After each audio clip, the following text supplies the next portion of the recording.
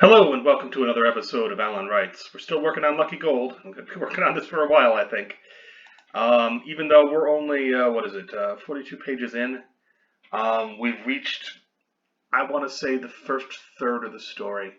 So another 80 pages or so of this, which for me, that's at about 2 pages a session, another 40 sessions. I may speed things up just because, well, there you go. This is more like an expanded outline anyway than a first draft. And there we are. Now, I've taken the liberty of doing some research and coming up with a villain. Now, you might be asking yourself, why am I coming up with a villain at this late stage? Isn't it late in the development process? And the answer is no, not really. I needed to know where the story was going before I introduced Tyler Krause, as he's going to be called. He is one of the Magi, one of the metal Magi. And he's got some interesting bits. Oh, I need to expand this a little, don't I? So people can see things. Yes. You don't have to strain your eyes. So anyway, previously, Daniel and Heather had come to an accord. Heather is going to employ Daniel rather than treat him as a friend, which is understandable considering their situation, what they're in. But now we're going to enter the third phase, because now that Gus is dealt with, or whatever Gus's real name is, he's going to be referred to as Gus from now on, pretty much. I mean, they'll have his original police file, but Heather will refer to him as Gus, and as a kind of spike to his spirits. He may return again when she seeks out understanding and wisdom stuff that the mask itself can't or won't give. Because yeah, there's that. So anyway, who is our villain, so to speak? He was always fascinated by power because while he's charismatic by effort, smart by trait, charismatic by effort, but he's the best of body. Something he's going to hide. Specifically, coordination was never his strong suit. This annoyed his father because his father wanted, somebody to go out and, throw the pigskin around, the football, and it's not Tyler, unfortunately.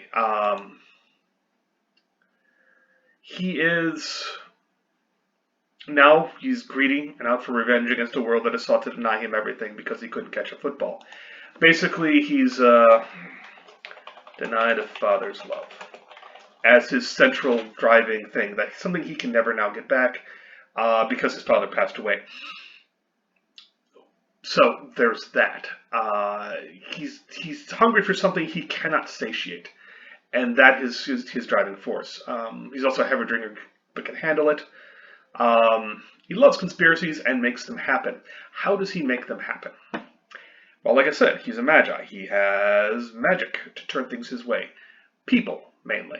Whereas Heather can influence the outcome of effects and results, he can manipulate people in a very specific way that he's used over the years. He gives people access to a person's honest feelings and thoughts, which he then naturally uses to feed their darker impulses and obtain blackmail material.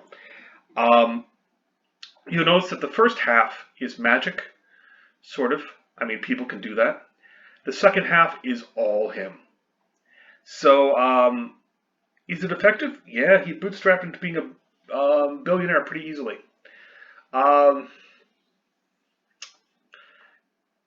Billionaire? I don't know if he's going to be a billionaire, but he is certainly going to be wealthy. And he's acquired a lot of wealth through interesting means. Not necessarily legal means, but whatever. But with the golden mask and his ability to make a fortune, he could in fact, or so he believes, do so far more easily and without leaving a trail that might come back to bite him someday. Because while he doesn't exactly fear authorities, he knows that he's not powerful enough to take them on. Remember, mages in this can't throw fire or lightning or send spirits to kill their enemies, at least none that we know of. Magic is, in a way, really limited by what you've learned. And for him, he uses nickel as an element. It's commercially pure. It's used in a lot of different things. Unexcelled in resistance to caustic alkalites, alkalis. Okay. Anyway, there's a word there. It's fun. Um, so that's a little that I pulled off of Wikipedia. Um,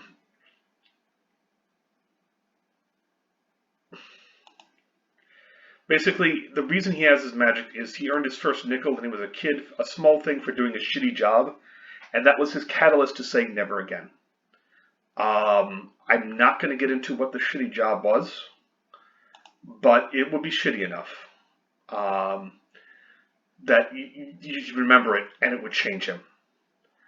So we'll figure out who he is as we go on, much as I needed to figure out what the story was before I could assign a villain to it. Um, because I didn't start with the villain, I started with the idea of magic, of a fortunate mask, an artifact that changed a woman, a um, biologist's life. So I also did a little research into somebody's idea of magic. You can see it down here from the Smithing Witch. She pulled together some stuff, and I'm like, sure, I'll use that. You might be saying, can you use other people's stuff like that? And the answer is yes. Absolutely, you can. Um, you cannot copyright ideas. Now, if I were to use her full words like here, like this, I'd have to do a cite of some kind, and I am essentially doing that now with the formation of it. But I put it in the book or what have you as, I pulled a lot of stuff from this source, and it is cited, and it is noted, and they get credit for it.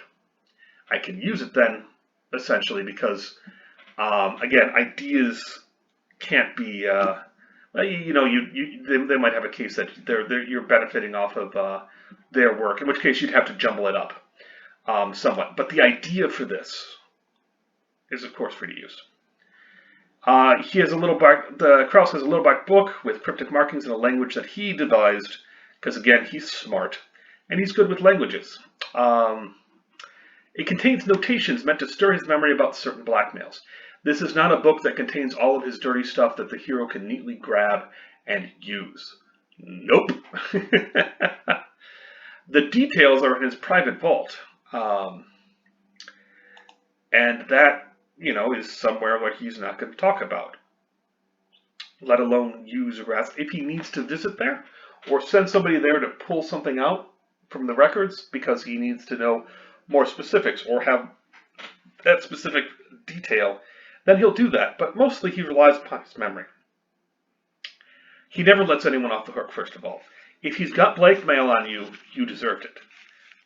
He never destroys evidence if he can help it. He might, once you're his, you are his forever. And so you can see his justification is you've done something terrible in some way, and you deserve what you're getting, and he might as well profit from it because he's going to use it to, blackmail other people who also deserve it. His form of punishment is going to fit the crime that he believes has been inflicted upon the world, and he, of course, is part of that. And he's going to right all those wrongs. And there you go. He doesn't see the destruction he's creating except as a necessary end. You can't make an omelet without breaking eggs. And that's what's going to make him a good driving villain. He does not believe he's a villain. He is going to do terrible things and justify them to himself. All right. So he's going to be taxing on the runway when we see this. Is one of the first things that I figured out early on. How many servants? The servants are bought. He's going to need a trusted apprentice or familiar, however you want to look at it in the magical lingo. Familiars being usually little animals that run around and do errands for a witch or sorcerer or something like that. All right, to feed his power, the villain takes supplements. If I haven't gone over the magic before, the villains take. It's not what you can take from the surrounding area. It's necessarily what you can take as much magic as you want, but it will require you to give back what you've taken in some way. So whether we're talking energies need to go out and need to go back in. They have to be balanced. And as such, this can kill you. Let's say you do have a mage who can throw lightning. Well, all of that energy, well, it has to come. It has to be repaid. And if it comes directly from your nervous system and you die, well, then you die. There you go. So what you have mages do mostly is they go into a meditative region where they're not going to be bothered by other people, and they're going to steadily expel their metals and energies into the other universe where the linkage is, where the magic is, they draw from, essentially. That symbiotic parallel universe. And they expel, and so that when it's all there, so that they're sort of at a negative load, so that when they call upon magic, it just rushes back into them from the other universe, and they don't have to balance it because they are balancing it with whatever act they are doing. There are other ways around this. You can use other forces or life, or in a modern age, you can just use electricity that's in the wall. You can simply use a minor thing to reroute it. Because in that case, you're manipulating energies rather than anything else. Same with fire or what have you. There are ways you can get around that now. In kind of impressive ways, I guess. So I guess we may have lightning throwing magi, but it's pretty difficult, and you can kill yourself doing it. So not many mages do so. And not many mages learn how to do so, because in learning you have to do it a lot, and then that brings the chance that you're just going to perish before you do anything useful, before you learn anything. So anyway,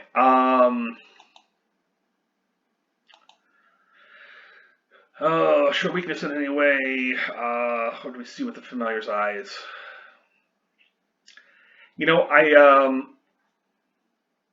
may see through the eyes of the familiar, much as Daniel and Heather have their own points of view. Oh boy. Okay, but here we go.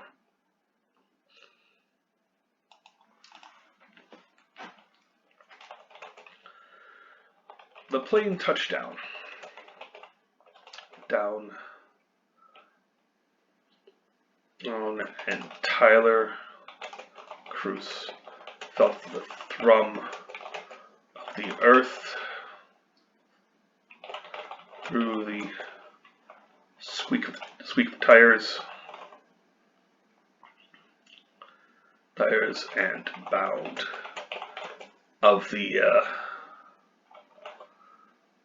hull.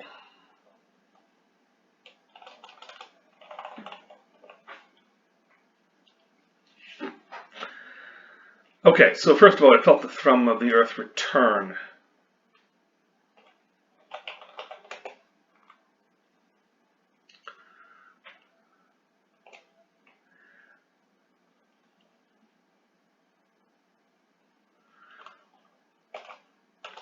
The concrete of the runway was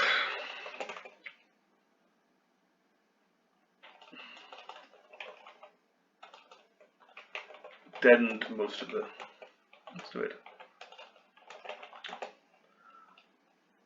Deadened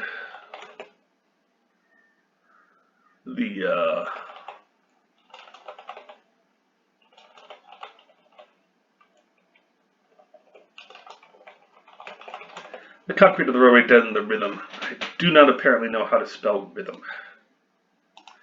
Deadened the rhythm of the molten core. Miles and miles beneath them. But it could not erase it.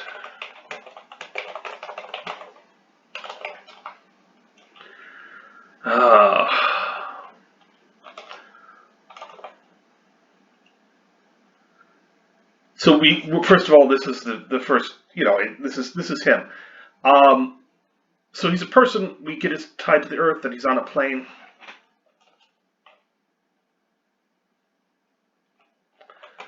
He did not need to open. He did not need to open his eyes.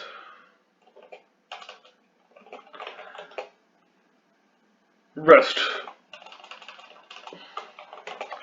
It would be a little while, a very little while, before his jet would taxi into position.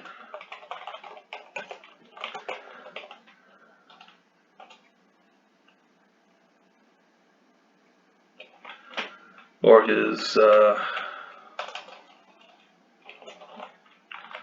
would taxi to position.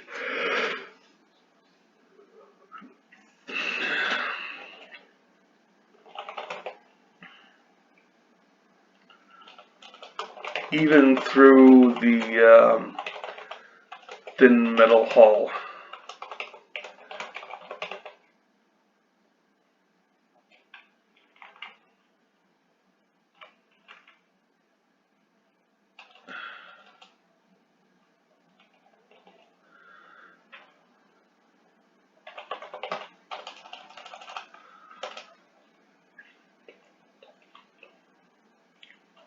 And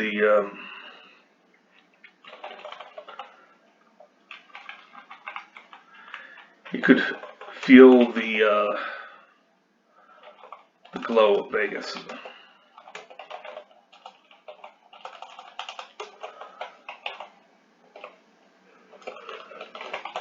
Millions of people,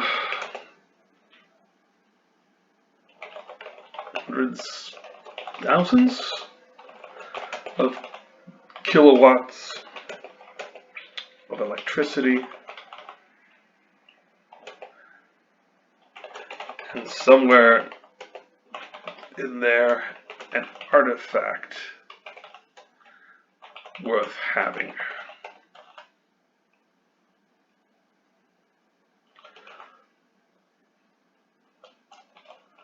Sir?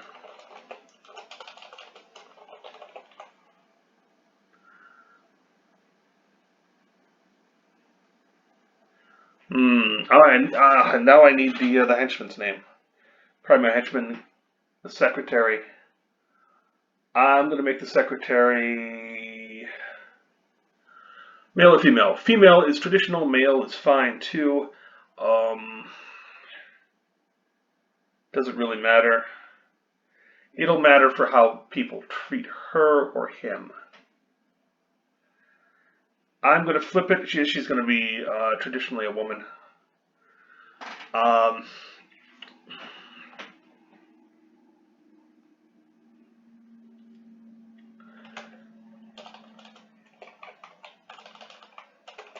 Asked familiar.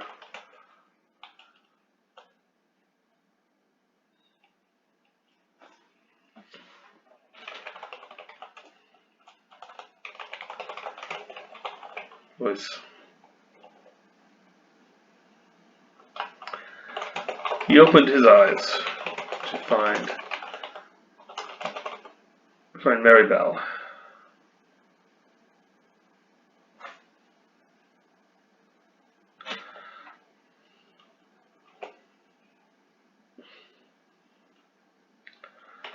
Waiting for him. She had shooed her seatbelt to come over and attend. You could tell who really cared by the little things they did.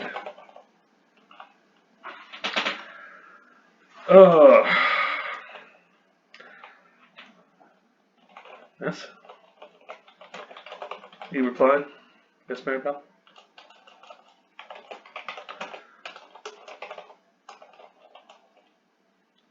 He replied,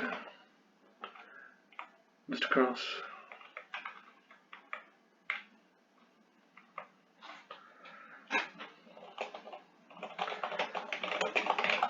something for me?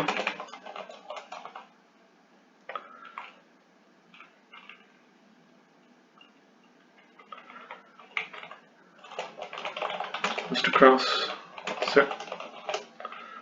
Miss Maribel, do you have something for me?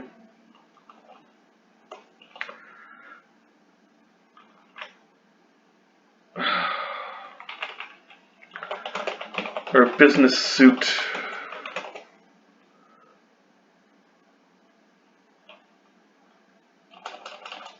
Her business suit.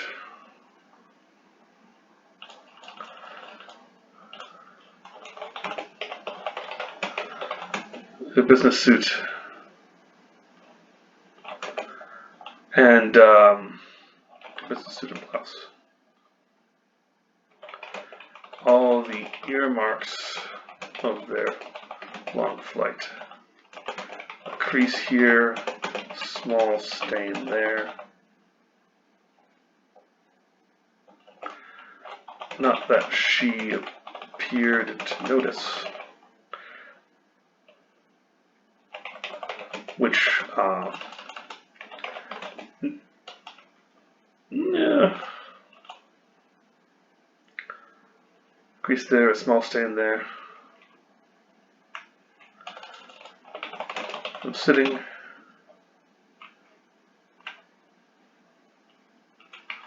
Small coffee stain.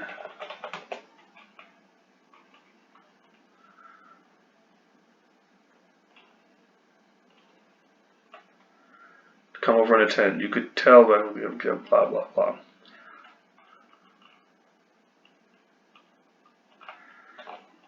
There has been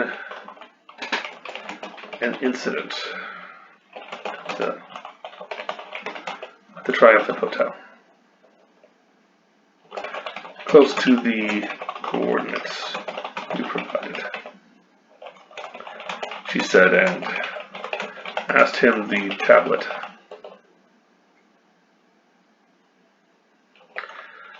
On it, he saw he read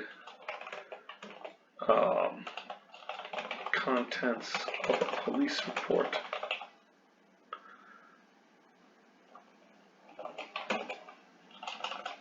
And a grid where the Triumphant Hotel stood.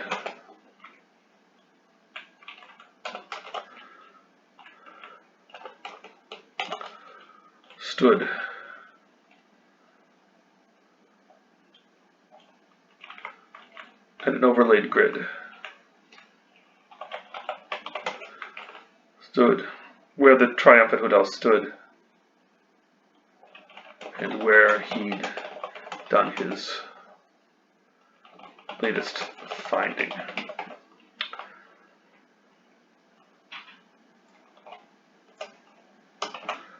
And assault. Breaking and entering.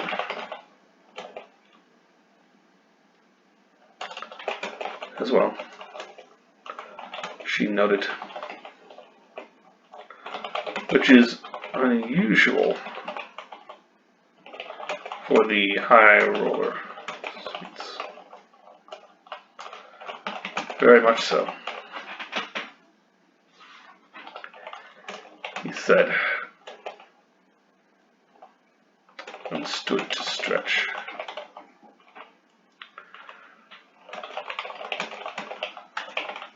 Elton stood to stretch. The hours aloft refused to be cast out quite so quickly, though. And so he made his way toward the back lavatory.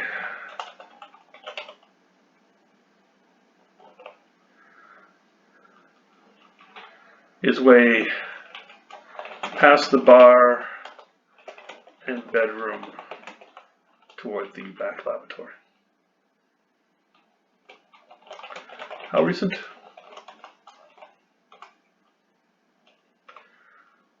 Let's see, how recent would it have been? 12 hours. Your source in the Vegas police just went in for work and noticed it. She said. She followed. There is additional documentation to that effect.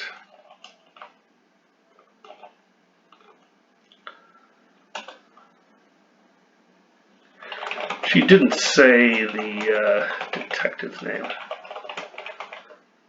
She didn't say the detective's name aloud. All the better to avoid hassles.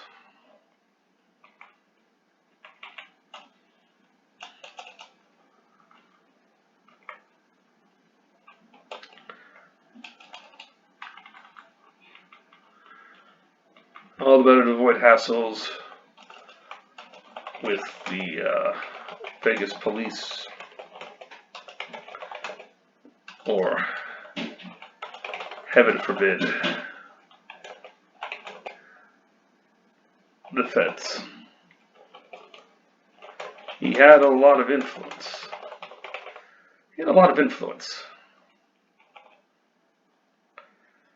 Had acquired it steadily over the years.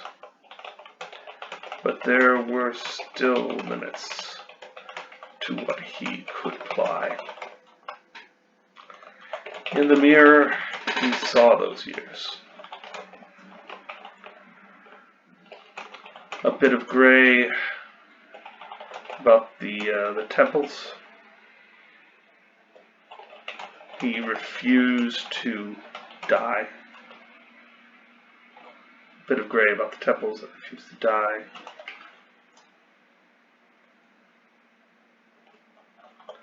Tiny marks about the eyes.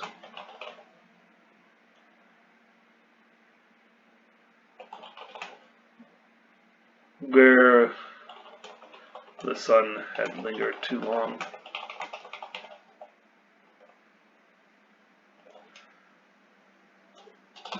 And that all the creams in the world couldn't hide.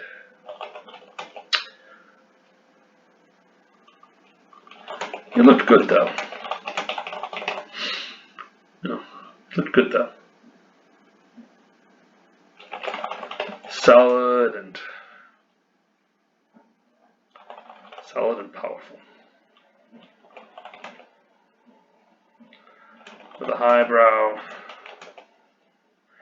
and winning smile that needed only a little brush to remove into grime. Trap this grime.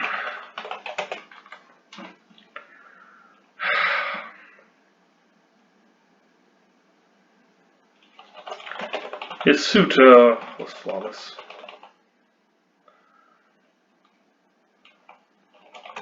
Of course. Alright, bells. Amongst other things. He had plenty of spares.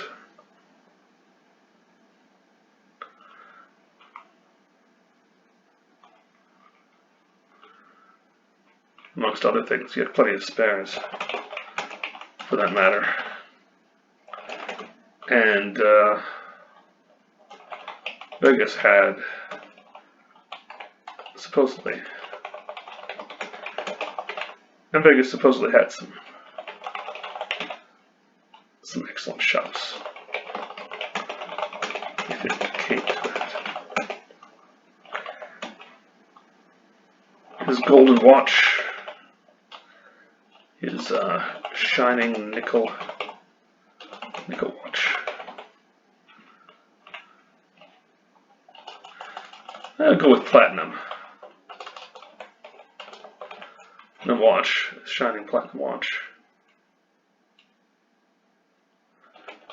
Told him was just in the afternoon, which may not be true. Fix the time.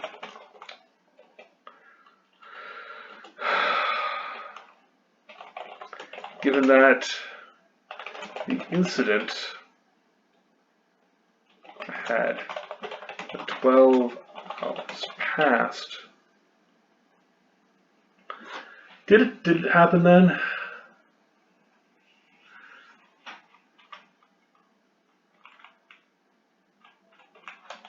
Was almost dinner time.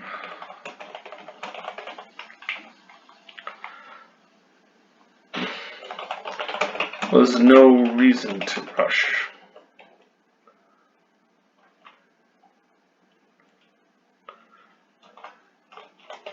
Hurry? Perhaps. Rush? No.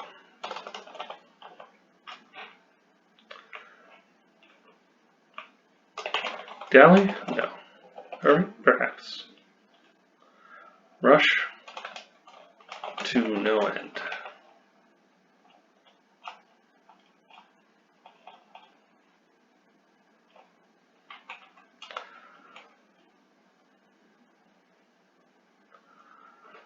Dawdle?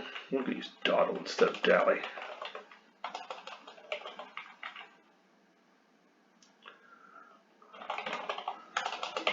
The longer they waited,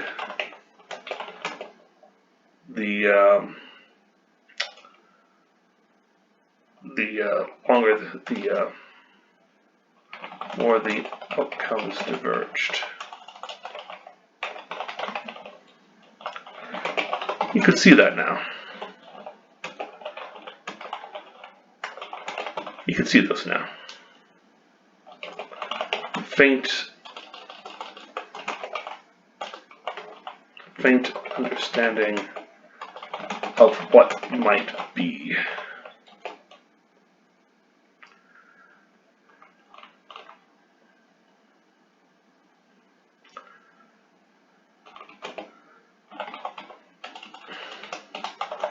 Possibilities that were like fog, revealed when they were close.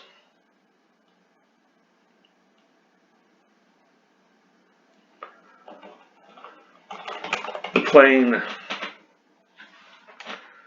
slowed and halted. And halted. The engines winding down. They were here. You could do another sound. They were here. They had arrived. It was time to do some magic. Alright. Yeah, we're going to have them do some magic. But for now, this is our half-hour mark, so I'm going to leave it off there. I'll probably do an immediate recording after this, because I feel like I'm in the mood, and it is a Saturday where I am and doing the recording. So, yeah, I hope you've enjoyed this little walk. We're getting somewhere. Getting somewhere slowly. We're developing things. Usually this takes a lot. It takes time. It's all that there's to it. It's time. You have to put in the time, and then you get the time back to you by the finished product that you put out. The story that you weave together will hopefully reflect that. But I hope you've enjoyed this. Stay safe and take care out there. All right. Thanks.